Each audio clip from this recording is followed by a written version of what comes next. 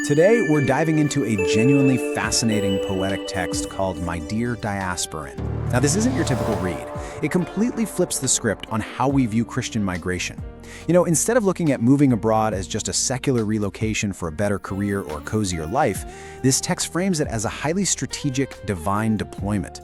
It's a totally different paradigm for understanding why people move across the globe. Think about it. For most of us, hopping on an international flight is just the first step toward a new job or maybe a better standard of living. But My Dear Diasporan immediately establishes this incredibly unique worldview for the emigrant. The author, Abimbola Lawal, actually tells the reader to take note of why you went abroad so you won't jump overboard. It takes everyday travel and turns it into this profound mission, asserting that the flight they boarded isn't accidental at all, but entirely intentional. So here's the roadmap for our explainer today. We're going to start by redefining the move, why it's not just a pleasure voyage. Then we'll look at some ancient blueprints, confront secular culture, explore everyday platforms for faith, discuss what it means to trade heavenly pounds, and finally wrap up with how to fully occupy your vocation. Let's get right into it. Starting right off with Section 1, Not a Pleasure Voyage, Redefining the Move Abroad. Right out of the gate, this poem challenges the very core motive for moving overseas. It completely uproots the default assumptions we usually have about modern immigration. The author sets up this really stark contrast. On one side, you've got the pleasure voyage. That's moving just for comfort or, as the text puts it, being among the shallow who just pose with a foreign land's monuments. But on the flip side, we have the true calling, a pilgrimage. In this view, relocation is absolutely not about chasing beautiful scenery. It's a deliberate, almost confrontational spiritual posting. Believers are sent to challenge the world system and live lives worthy of saints. Which brings us to Section 2, Ancient Blueprints, Historical Precedents for Today.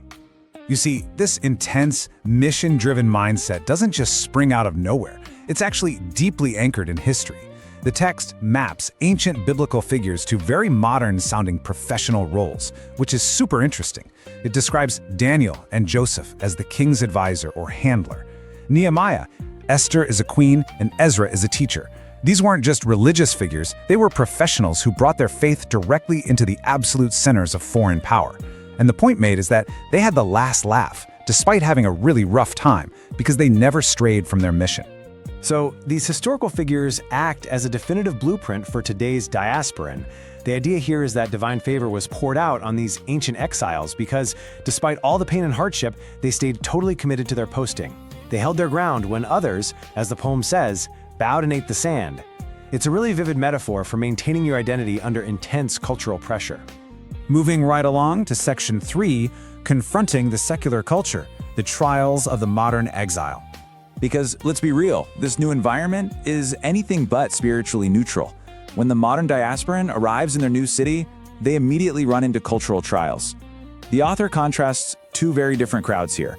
On one hand, you have folks hanging out at cafes, calling themselves woke, and treating the very idea of God as a joke, essentially unable to cope with divine wisdom. On the other hand, the diasporan is strongly encouraged to form a goodly band of believers. It's all about finding strength in fellowship instead of compromising your values. In fact, the text describes this secular society as fighting against an imaginary bondage while chasing a strange freedom. The poem issues a really strict warning here. It tells the reader, absolutely do not be swayed by the wealth, the affluence, or the trends of those who turn their noses up at divine influence. The core message is that true freedom and redemption are found exclusively in faith, even if it doesn't promise you earthly fame or stardom. All right, Section 4, Everyday Platforms, Integrating Mission with Daily Life.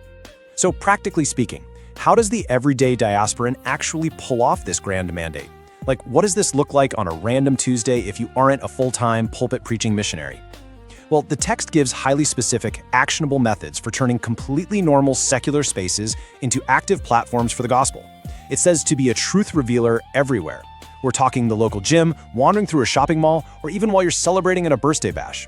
Literally, every environment is framed as a venue for this mission.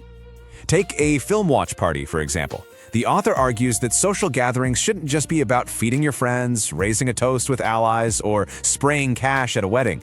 Instead, you're supposed to strategically pass along issues of eternity right alongside the cakes and muffins. It's wild, right? It takes normal, everyday hospitality and turns it into a highly deliberate spiritual platform.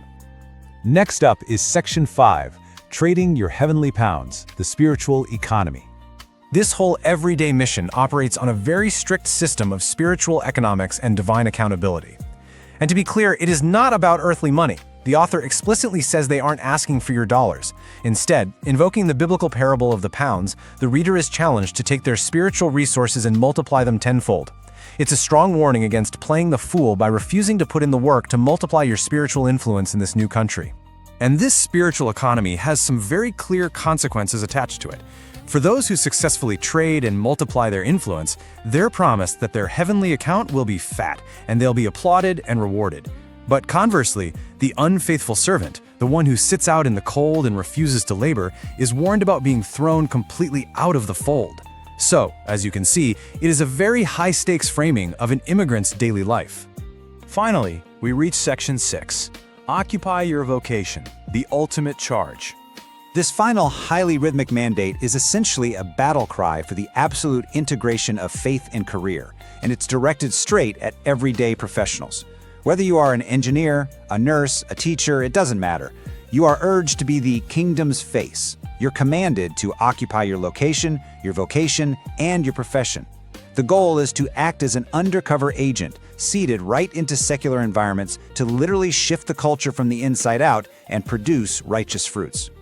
According to the text, the secular workspace is the primary battlefield. The author tells readers to throw in every punch and actually use their lunch breaks to launch this mission. And hey, if the consulting room feels a bit too intimidating, try the common room. No space is left uncovered. Your life literally has to be living proof of this divine assignment, right there in the middle of the office. So, through its really distinct poetic rhythm, My Dear Diaspora entirely reframes the immigrant experience. It takes that super common modern story of geographical relocation, moving just for economic or personal success, and completely flips it on its head. Under this framework, your new city isn't just where you happen to live, it's where you've been deployed. And your job isn't just how you pay the bills, it's your cover for a massive divine strategy. As we wrap up this explainer today, I want to leave you with a really critical and challenging question to ponder. Think about your own life for a second. If you viewed your current city and your current career not as a random choice and not just as a stepping stone for personal comfort, but as a highly deliberate assignment, how would it fundamentally change the way you live tomorrow?